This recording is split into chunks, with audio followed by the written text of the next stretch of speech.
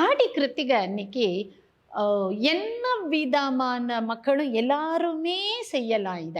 இந்த முருகனுக்கு செய்யறதுக்கு ஒதுக்குப்படியே கிடையாது. வீட்ல ஒரு 8 வயசு குழந்தை இருக்கு.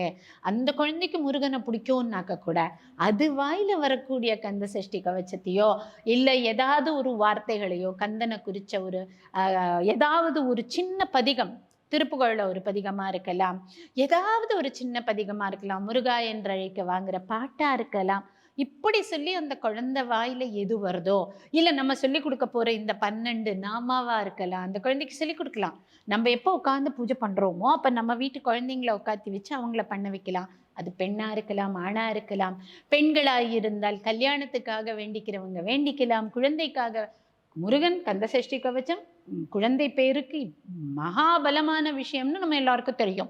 அப்ப முருகன் குழந்தை பேரை கொடுக்கக்கூடியவன்.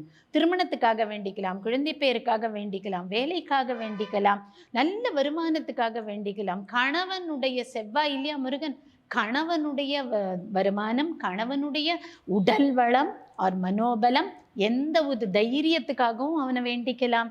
சக்திவேல் முருகன் இல்லையா அவன்.